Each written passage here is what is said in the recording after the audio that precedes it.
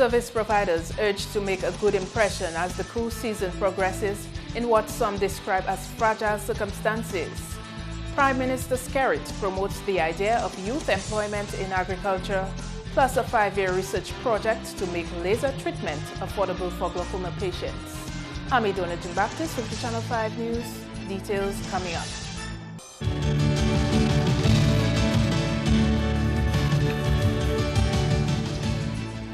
First up, most tourist service providers were happy campers on Tuesday. They welcomed the Carnival Liberty cruise ship at the Roseau cruise ship berth with almost 3,000 guests on board. This is Carnival Liberty's first time to Dominica's shores.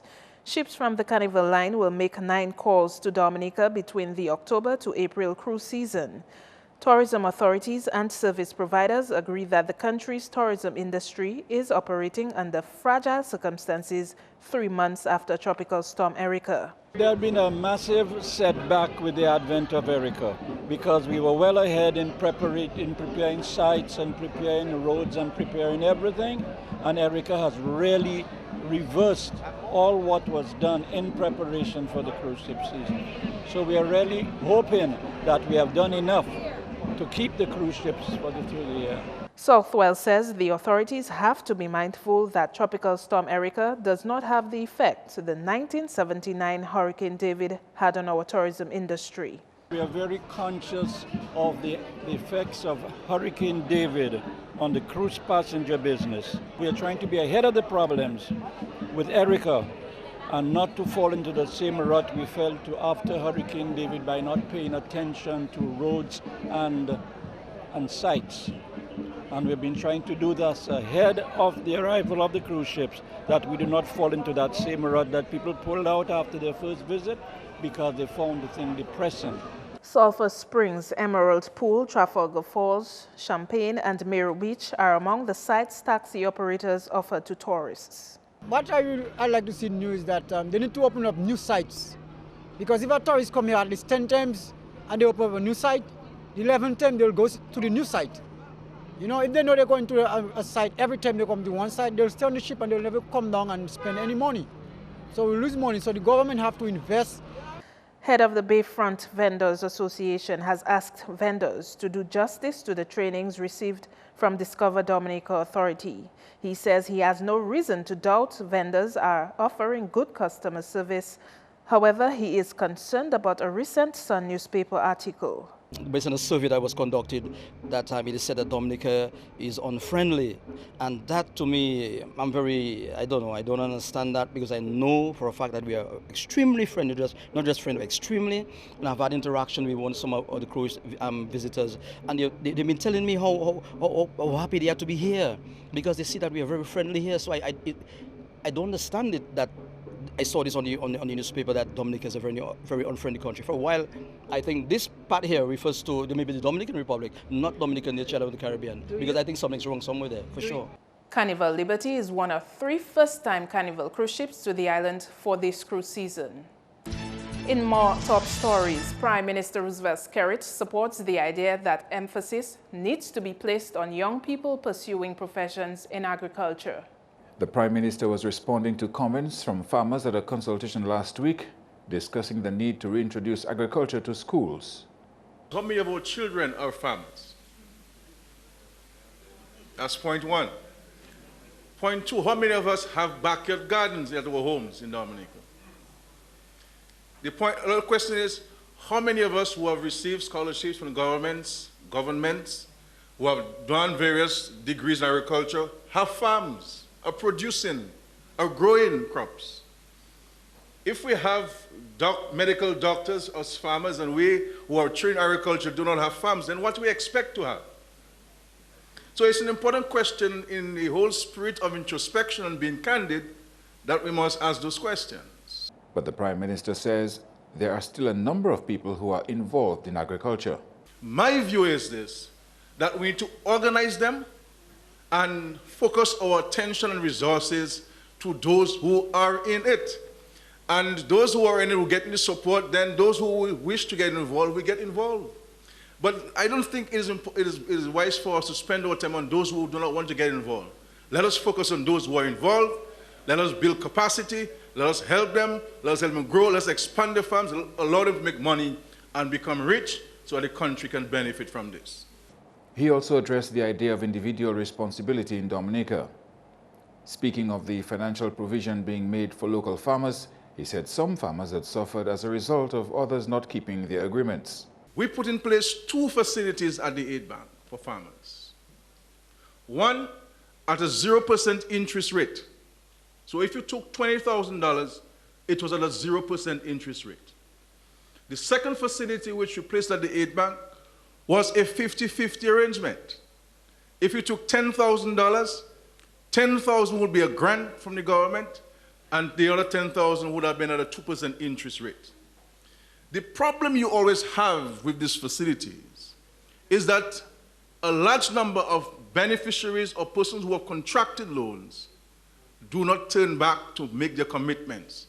Prime Minister Skerritt encourages the Ministry of Agriculture to develop a better working relationship with farmers, young and old alike. Still on the agriculture scene, a young farmer believes if young people are to build interest in agriculture, it must begin at kindergarten. Kenny Blandford is in his 30s and he says he has been farming since his pre-teens. He believes the agriculture program must be reintroduced into schools. Introducing agriculture to the schools like it used to be before, and maybe even a little more effectively starting earlier on as kindergarten, preschool age, getting the children involved actively, helping them to get excited about planting things, watching things grow, that would inspire them. A lot of times if we wait until when they become adults, teenagers, they have already made up their minds and get comfortable in whatever it is that they want to grow up to be, what they would become. So that is probably a little too late. But Blandford says it is not too late for those who are past kindergarten age. He says young people now want to see results quickly, and if they are shown the profits, that could rope them in. If you actually break down the profits that can be made in agriculture, you put it into figures and words, you make it exciting, they use the computer, they use the technology to get that done. New ways of doing agriculture, innovative ways. It inspires interest and they will actually get involved in it.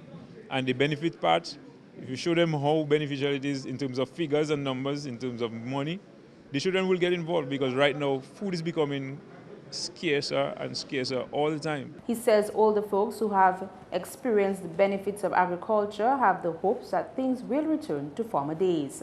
When they look at a farmer, what they see is one of the lowest classes of jobs that you could probably find. If you have nothing else to do and there's land available, you go into farming. They see the sweat, they see the hard and difficult parts of it. And if you don't love it, a lot of times you don't stay in it. But Blandford believes Dominica should return to its former emphasis on agriculture production and exports. He is hopeful that government is willing to assist farmers within the industry to get to that level once again. On the health scene, for the next 4 years, hundreds of glaucoma patients here will experience a type of treatment which is not typical to them. That's because of research being conducted on island by the West Virginia University Eye Institute. Normally, people who suffer with glaucoma use eye drops to treat the eye disease. Now, Dominicans are getting the chance to benefit from laser therapy for glaucoma. The study on Dominica started in January. The Ministry of Health has been hosting a team of eye care experts from the West Virginia University. Their most recent trip ended on Friday after screening patients at the office of Dr. Hazel Shillenford Ricketts. The goal of glaucoma treatment is to prevent the blindness. We do that by lowering the eye pressure. We're here to study whether laser therapy is better than medications for lowering eye pressure. Many advantages to laser. It's a one-time, 5-minute, painless procedure that is very safe, very effective, and if it works, you don't have to take drops every day, which means you don't have to buy drops every month.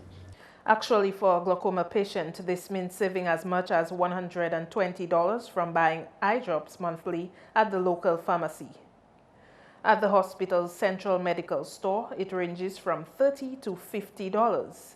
Glaucoma can also be treated with pills, laser surgery, traditional surgery, or a combination of these methods. The goal of any treatment is to prevent loss of vision, as vision loss from glaucoma is irreversible. We've been in St. Lucia for the last 5 years conducting a similar study, and our preliminary data demonstrate that laser therapy provides at least as good, if not better, control of glaucoma than medications do. We have patients in St. Lucia who haven't had to buy drops for 5 years. They've saved over 5,000 DC so far. We have treated many patients here so far and are getting very similar results to what we saw in St. Lucia. The biggest problem with the eye disease is that it shows no symptoms. Studies show an estimated 90% of people in the Caribbean who have it don't know. They are at home going blind and are unaware, unless they are screened by an ophthalmologist. In the States, in Europe, glaucoma is uncommon under the age of 40 and becomes much more common over the age of 60. In countries populated by people of African descent, the Caribbean and Africa, the disease can be very common even in the 20s and 30s and 40s. It starts much earlier, it's more common, it's more aggressive, there's a higher risk of blindness. That's why we're here in this region doing this. We could do this study in the United States, but the need is greatest here. Certainly a welcome opportunity for people living with glaucoma. And in women's health, the Dominica Cancer Society is stepping up its game in making the public more aware of the issue of breast cancer. Andrea Louis has more. Breast cancer is a malignant tumor that starts in the cells of the breast. A malignant tumor is a group of cancer cells that can grow into surrounding tissues or spread to distant areas of the body. So for us, our signature event remains the Walk for Cancer Care, since this is the way we generate revenues to assist persons going out of state for radiation treatment, as well as those who are presently undergoing chemotherapy treatment locally. Every year, Medicos gives 25 free mammograms to first-time persons or persons who have never had a mammogram in the past. And we really want to thank Medicos Diagnostic, and it is an opportunity out there for women who have never gotten themselves checked to get themselves checked during the month. The Walk for Cancer Cure is scheduled for Saturday, 31st October. Cornelius noted that not only women need to be concerned about the possibility of developing breast cancer. Too often we are ignorant of that fact that men too can suffer from breast cancer because men have breast issues. And even locally we do have men who have undergone treatment for breast cancer. They are not very vocal. You know, it is something that a man doesn't want to come forward to speak about. But we want to encourage men during the month of October especially to get yourself checked. It is often we tell women to have their monthly screenings done, go do their mammograms, and we ignore the men.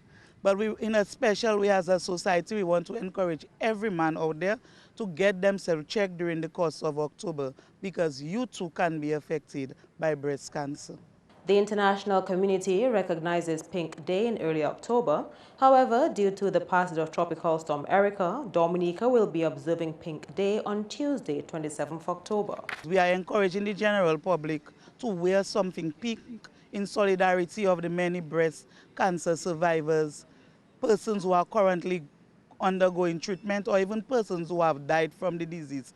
It is an opportunity to show support. And this year it is so fitting with the theme that we are using. Our theme this year is that cancer care is not beyond us.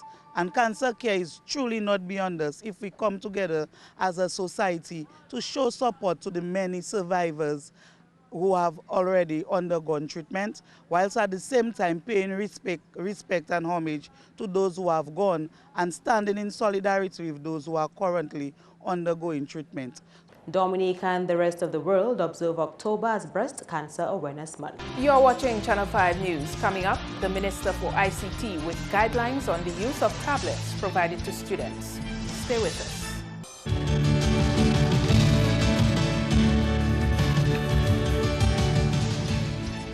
Welcome back. A man whom the public and media have known as the go-to person for police information will no longer hold the position of the police force spokesman. Assistant Superintendent of Police Claude Weeks will not be the first seen reporting on police matters. According to a pressed statement from the Dominica Police Force, effective immediately, Sergeant Pelham John Baptiste and Sergeant Janie Augustine Pierre will report on police-related matters. This comes as the police force has established a 4-member public relations committee under the leadership of Police Chief Daniel Carbon. Sergeants John Baptiste and Augustine Pierre, along with Acting Superintendent Richmond Valentine and ASP Claude Weeks, are on the PR committee. They are also among police officers who successfully completed a media relations course held at the police headquarters earlier this year. According to the statement, the police force recognizes the value and importance of a good working relationship with the media, and it will continue to disseminate timely and accurate information to the public. And best wishes to that police PR committee.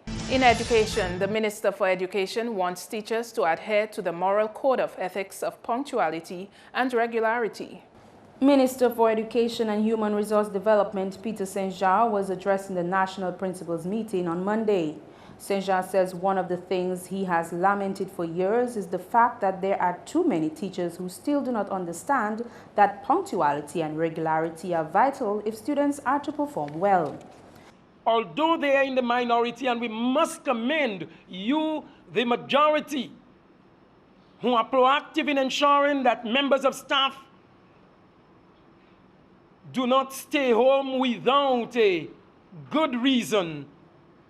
We must diligently hunt down the individuals who complain about the little pay that they get, but they are the ones that produce the least. Saint-Jean called on principals to ensure that the issue of absenteeism among staff is reduced, although he says that may be out of their control. Saint-Jean called out to media practitioners. And I'm sending out a message here loud and clear to the medical practitioners. The only reason why today you are one of Dominica's best medical practitioners is because some teacher somewhere in your life was committed to teaching you and ensuring that he or she did what he or she had to do.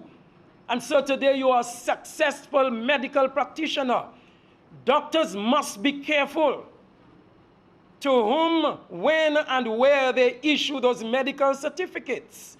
Meanwhile, Saint-Jean had a strong word of warning for principals procuring school material without local purchasing orders, LPOs.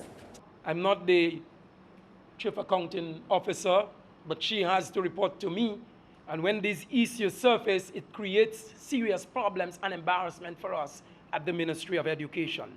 Please ensure that whatever you do, that you have clearance from the Ministry of Education before you proceed, because that is viewed with all seriousness. In fact, there is a move right now to ensure that officers are surcharged, and I would hate to know that my good friend, the principal of this secondary school, would have to be surcharged for procuring stuff for her school that was really important, but she did not go through the necessary channels. He cautioned them to adhere to the necessary procedures to access school material. The minister stresses that student achievement has to be the focus for the principals and teachers at all times, and they must keep that task in mind. Still in education, Minister for Information and Technology, Kelva Daru, has responded to concerns about the One Tablet per Child program initiated by government. During the 2014 election campaign, the Skerrit-led administration promised that every secondary school child will be equipped with a tablet. The tablet devices for high school students arrived on island in August 2015, but the distribution was delayed due to the passage of Tropical Storm Erica. Schools have been receiving the smart devices since late September this year, and there have already been concerns in the public arena as regards their use by students. One of the concerns is that of students viewing material on their smart devices that is unsuitable for them. I've heard some comments, oh, they shouldn't be allowed to go on Facebook and Instagram. I mean, we're living in the second decade of the 21st century, where technology is all around us, and whether a child has a tablet or not, this cannot prevent a child from accessing whatever site they want to access. So we have to really stop all this naivety and really really look forward thinking and so forth, and to encourage the use of technology. However, there is a strategy in place to ensure some level of censorship for the content being viewed by the students. From our end, that is to say the Ministry of Education and the Ministry of Technology, what we've done, we have created a central database where all of the information that has been going out on the tablets has been stored. What we hope to do in the next coming weeks is to provide a filtering system where they will only be able to access certain sites using that tablet. So we are aware of the situations, and we'll do what we have to do from our end to ensure that all the censorship is being taken care of. Questions were also raised about children using the tablets away from the school compound. What we want to ensure is that not only do the students have access to the tablets within the school environment, but they can do the research and other activities using the tablet at home, in the community centers and so forth. And that is important because at the end of the day, the program has to continue to promote the use of technology among young people. So we don't want to restrict them as in terms of having the tool to go home or not go home with it. I believe what we have to continue to promote is the responsibility of both the parents at home and also the teachers at school. While the student has the tool, we have to ensure that the tool is utilized for its intended purposes. Daru says government is pushing for the Dominican public, especially the youth, to be more comfortable and experienced in the use of information, communication, technology, ICT devices. At the end of the day, we don't want to be left behind. Dominica is moving forward, and I think within the OECS, we are well on our way leading in terms of information technology. So we have to continue to promote that among our young people. And I have the utmost confidence in our young people that they will indeed use this tool for what it is intended for. The distribution of tablets will continue on Wednesday, 21st October, at the Convent High School, St. Martin's Secondary School, and St. Mary's Academy. Andrea Louis, Channel 5 News.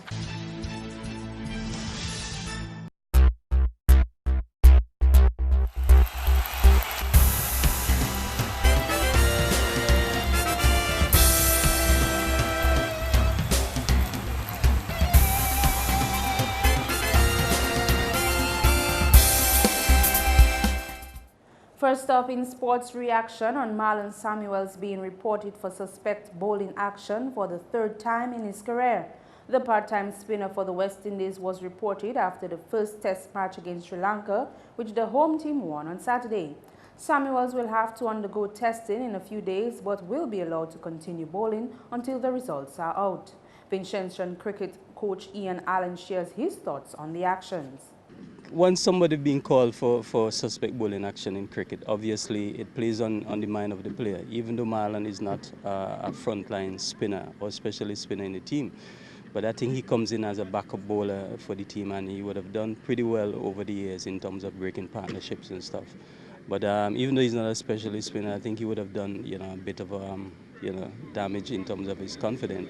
But I think it's something that he basically needs to work on. I mean, if he has to bowl, he's still allowed to bowl, but not the faster ball. But I think he just, as a personal standpoint, he just needs to have more control over what he bowls and what he doesn't bowl. So I think he just needs to try to spin the batters out more than try to get a wicket with the faster ball.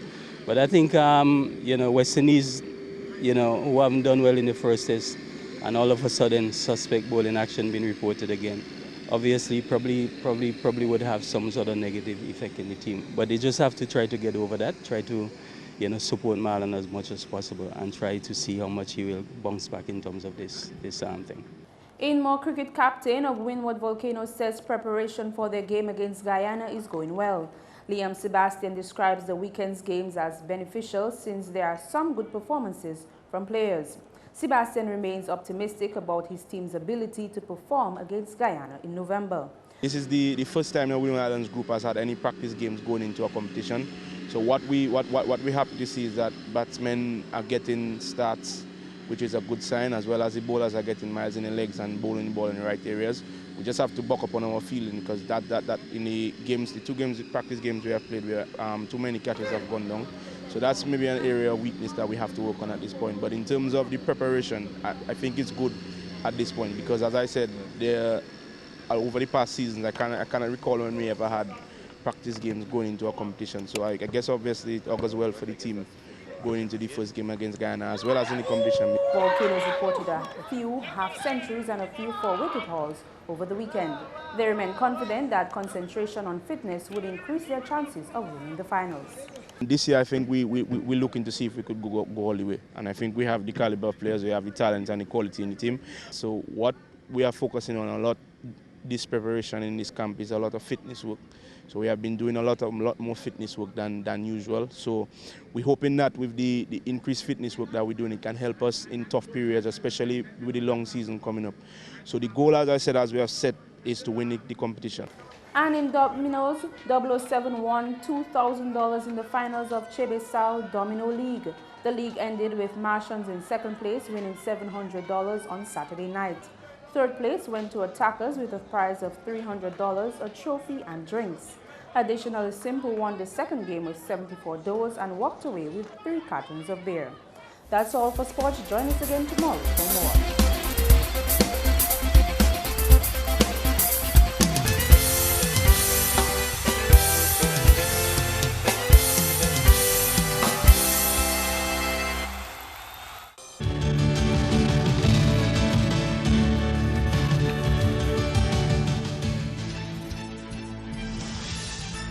Good evening, viewers, and welcome to tonight's weather broadcast. A high-pressure system was a dominant feature across the northern portion of the island chain, while some weak instability influenced the weather conditions across the southern islands. Today's visible satellite imagery showed just a few low-level clouds across Dominica. Meanwhile, today's radar imagery indicated limited shower activity across the northern portion of the chain, while some scattered showers were observed across Barbados and the southern windwards. Tonight's weather is expected to be fair to partly cloudy with a few scattered showers. And tomorrow, a low-level trough is expected to move across the Lesser Antilles, which will result in partly cloudy skies with some scattered showers. Sea conditions tomorrow will be slight to moderate in open water, with waves picking up to 5 feet. And looking ahead, fair to partly cloudy skies with a few scattered showers mainly during the morning are expected on Thursday. As we move into Friday and into the weekend, unstable conditions will generate an increase in cloudiness and shower activity. And across the Lesser Antilles tomorrow, the low-level trough that I mentioned earlier will result in an increase in cloudiness and shower activity across the southern portion of the chain, while partly cloudy skies with some scattered showers are expected across the northern islands. And on the international scene tomorrow, sunny conditions are expected in New York and Miami, rain in London and Beijing, and possible thunderstorm activity in Caracas. The sun will rise tomorrow at 5:58 a.m. and will set at 5:42 p.m. For further information, visit our website at weather.gov.dm or call the weather hotline at 447-5555. Thank you for joining us this evening. Have a good night. And before we wrap up, $69 doesn't sound like much. And that's all Marpin's new subscribers will pay until the 31st of December. Guess what? You also have a chance to win a tablet and other prizes. That's news. The headlines again. Service providers urged to make a good impression as the cruise season progresses in what some describe as fragile circumstances. Prime Minister Skerrit promotes the idea of youth employment in agriculture, plus a 5-year research project to make laser treatment affordable for glaucoma patients. Let us know what you think. Email us at news@marpin2k4.com. You can also access our past newscasts on Marpin's YouTube page. On behalf of the production team, I'm Idona Jean-Baptiste. Thanks for watching. Join us again tomorrow.